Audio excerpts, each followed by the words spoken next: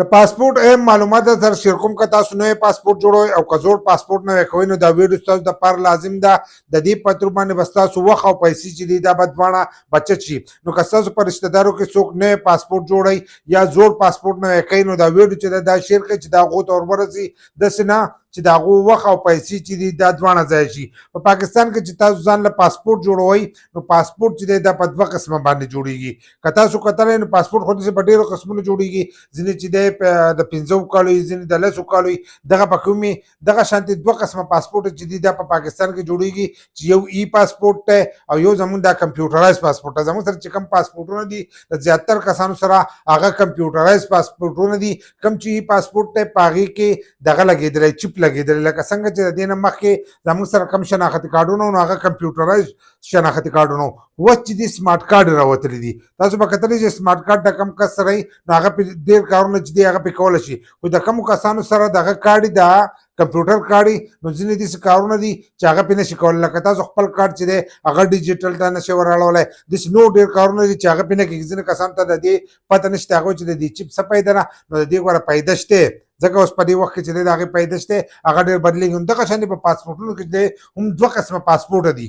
یو کمپیوټرایز پاسپورټ دی، یو چیپ والا پاسپورټ دی. په هغې کې چیپ سیم چې دی دا پکې لګېدلی. نو دا سیم د دې لپاره لګېدلی چې د دې دپاره ای ګیټونه وي. په هغې ګیټونو باندې چې دی دا سکین کېږي. لکه ستا پاسپورټ چې دی کله چې موږ د بهر ملک نه راشو امیګریشن تلته کې ودرېږو نو په لیړونو کې چې دی په دې کې موږ ولاړو. خو ځینې کسان به په بهر ملکونو کې لیدلی چې هلته کې ای ګیټونه لګېدلي.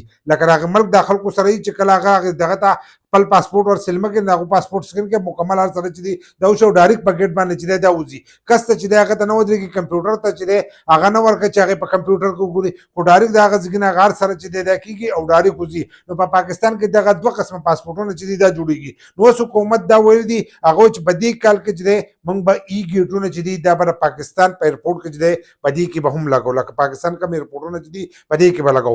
پرون بله ورځ چې دی د هغو طرفه دغه معلومات راغلي 2027 خو خو دوی چې په دې کال کې کېدی چې په 27 کې ولګي. خو کم کسان چې ځان له پاسپورټ جوړوي نو دا ځکه چې ټایم وخت پې ضایع شي او پیسې چې دي دا به ستاسو ضایع شي. نو کم کسان چې پاسپورټ جوړوي نو اکثر هغه د 10 کالو پاسپورټ چې دی دا جوړوي. نو د 10 کالو پاسپورټ چې دی تاسو ډبلې روپۍ ورکوئ چې ډبلې روپۍ ورکوئ نو ستاسو دغه روپۍ چې دي دا ضایع شوې. د څه له وجې نه ضایع شوې که دا ګیټونه په ایرپورټ باندې ولګېدل نو بیا ستاسو دغه کمپیوټرایز پاسپورټ چې دی دا نه چلېږي. تاسو به بیا ځان له ای پاسپورټ چې دی دا به جوړوئ. ځکه هر سړی وایي چې ما ته سهولت وایي چې زه په ایرپورټ باندې آزاد راوتلم چې ای پاسپورټ تاسو سره نو تاسو به ډایرکټ چې په ګیټ باندې به راوځئ. نو که پاسپورټ جوړوئ نو د 15 کالو جوړوئ یا کوشش کوئ چې ای پاسپورټ جوړ کړئ. چې ای پاسپورټ جوړ کړئ نو د هغې به دغه فایدې چې کله ای ګیټونه ولګېدل نو په هغې تاسو هم ډایرکټ راوتی شئ. که په بهر ملکونو کې لګېدلي نو ستاسو هغه ای پاسپورټ چې دی هغه به کار کوي په کمې کې چې چپ لګېدلی. خو د هغې ریټ سیوا دی او د کمپیوټرایز پاسپورټ چې دی د هغې ریټ کم دی. نو کم کسان چې نوي جوړوي نو کوشش وکړئ چې د 15 کالو جوړ کړئ